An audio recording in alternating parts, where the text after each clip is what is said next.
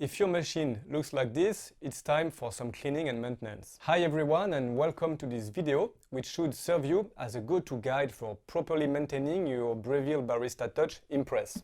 My name is Colin and you're on Cafelista, the channel where we talk about coffee, espresso and yes, maintaining your coffee machine. Well, it might not be the most exciting topic, but especially with this excellent but rather expensive machine like this one. Let's dive right in with cleaning the drip tray, the water reservoir and the Impress system. Start by removing the drip tray and the water reservoir. We will empty the drip tray so it fills up pretty quickly with water and coffee residue. I'm gonna wash it with warm and soapy water.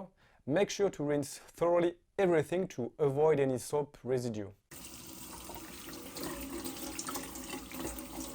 The water tank also needs to be cleaned regularly to prevent mineral deposits or also the formation of a small algae, which is an issue I have recently experienced. Here I'm going to fill it with clean water and a few drops of MilQ detergent. You can try to scrub gently, so I used several small brushes to reach the difficult parts. Rinse, then put it back into the machine. To clean the Impress system, I use a little brush and a vacuum cleaner. The goal here is to vacuum as much as the whole ground coffee residue as possible. We can also use the small brush that came with the machine. It does a pretty good job. Now let's move on to Portafilter. After each use, remove the Portafilter and discard the used coffee grounds in your box. Rinse the Portafilter with hot water to remove the coffee oils and residue. This is the easy and quick maintenance to do after each use. But actually, it's not enough. And we tend to forget because we don't see it, but there are quite significant coffee residues also under the basket and inside the Portafilter. I can show you here, we have also a lot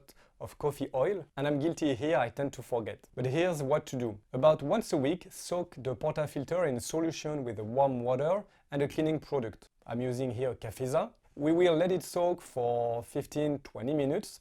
Then we're going to scrub it properly to remove any residue. And yes, make sure to rinse well to avoid any detergent residue inside. That happened to me once, and the espresso that will come is, well, I'm sure you guessed, not really good.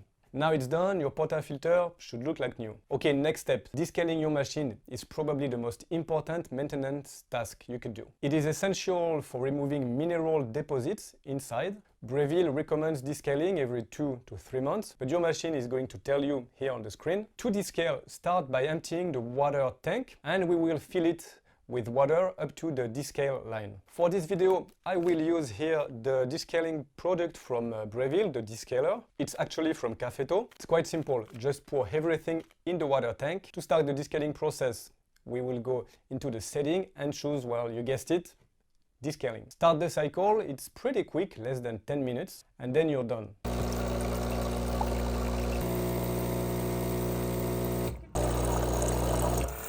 Once descaling is finished, the machine will ask for a rinsing cycle. Fill the water tank with clean water and that's it. Maintenance number 4, which is also really important, backflushing. Backflushing is a crucial step to clean the brew head and remove coffee oils and residue that can accumulate inside the machine. There are 2 options here. A simple water backflush, which can be done every time after you use the machine, and another backflush with a cleaning tablet, which can be done every few weeks or when the machine asks you. Let's start with a simple backflush. Take your Portafilter, insert the blind filter and the single espresso basket. Place the Portafilter in the machine and simply start a coffee cycle. The pressure will build up to 9 bars, wait for 15 to 20 seconds, then stop. The water will be expelled into the drip tray and that's it. Now for backflushing with the cleaning tablet. It's the same process and it's about 5 minutes. Take the tablet designed for backflushing, place it inside the blind filter, insert the Portafilter in the brew group,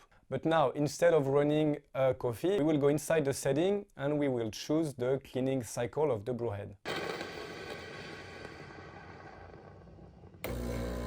When it's finished, it's the same.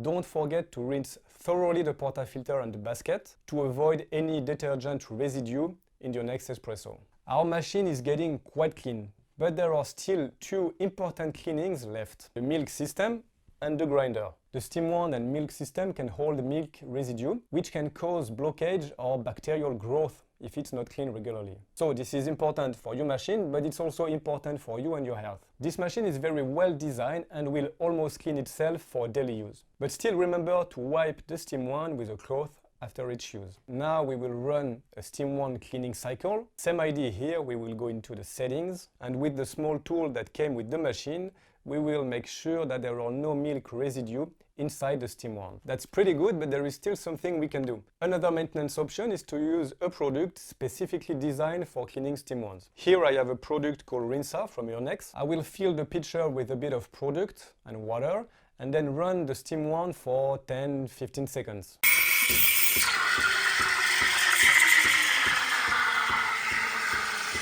This is another option to make sure that the steam wand is really clean. Okay, we're almost done. The last cleaning task being the grinder. And this is also very important and we tend to forget. To clean the grinder, start by removing the hopper and any coffee bean inside. Then unscrew the top burr to thoroughly clean inside the grinder. As you can see, coffee residue can get stuck around the burr. To do that here, I will use 2 small brushes and a vacuum. Use the brush to clean carefully the burrs and to remove any coffee dust. For a deeper clean, you can use a vacuum cleaner to remove any remaining coffee particles inside. Be careful not to get the grinder wet. When reassembling, make sure to align the markings and simply turn, no need to force it. For an even deeper clean of the grinder, we will cover that in a future video, so don't miss it, make sure to subscribe. Okay, we're done. Your machine now should be as good as new. By following this guide regularly, you're doing the best you can to keep your machine in a great condition for as long as possible. As usual, if you have any question, feel free to leave a comment below. I'll see you very soon. Have a great day. Ciao.